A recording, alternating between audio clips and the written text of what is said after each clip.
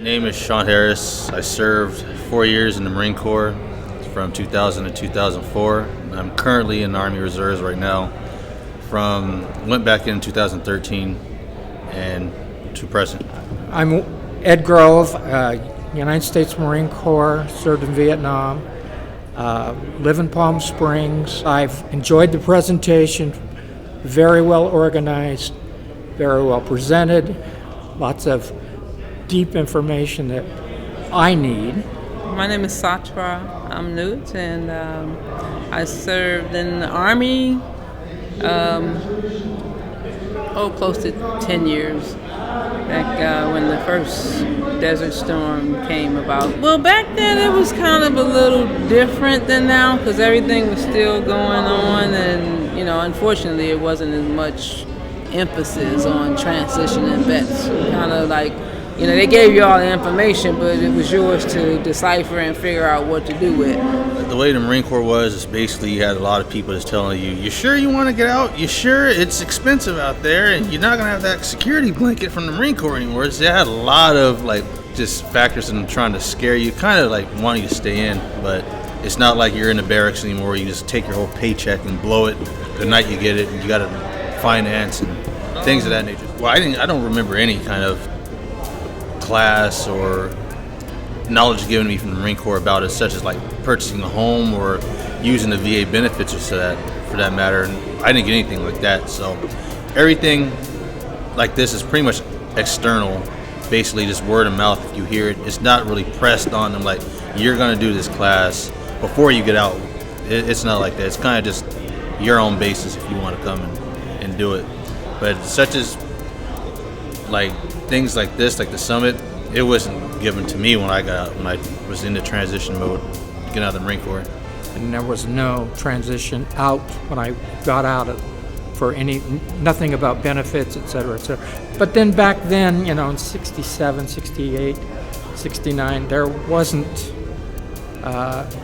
anything that was reflective of Vietnam as benefits that I knew of at that time. There may have been, but it wasn't presented to us.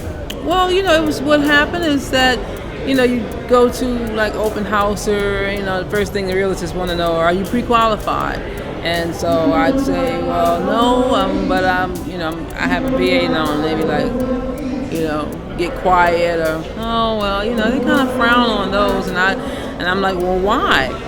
And nobody's really giving me a really valid reason as to why they, frown on VA loans. So it was kind of refreshing to hear the representatives here to state that they were educating realtors on the VA loans and also explain some of the reasons why, they might have in the past not really wanted to use the VA loan. The realtor that I'm talking to actually said she was a member of the organization, which kind of gave me an alert. It's like, oh, somebody is affiliated with this organization. Let me go see what they do. I love this program. Like I said, I'm trying to promote it to get it out to Palm Springs area. Because if I hadn't read the article yesterday, I'd have been devastated. Because I am looking to buy a house. And I think I've gained a great deal by this and made connections with banks that are going to help me. Like me and my wife, we thought okay, well I'm a vet and I have the home loan.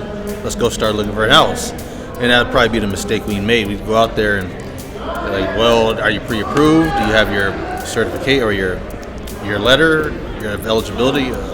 No. Well, then you're not ready to buy a house. Come talk to us. So now it's given us a little more explanation of what we have to do prior to actually going and sitting down with someone saying okay, we're ready to do it. So yeah, it gives us a little bit more forefront to be prepared to when we make the initial jump into getting the house.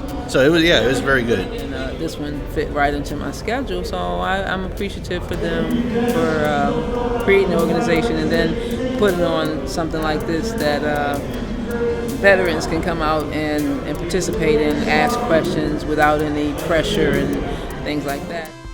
Our proactive stance, providing financial literacy, education, and advocating home ownership, may not end the epidemic of homelessness among the veteran community, but can prevent it from happening in the future. One veteran at a time.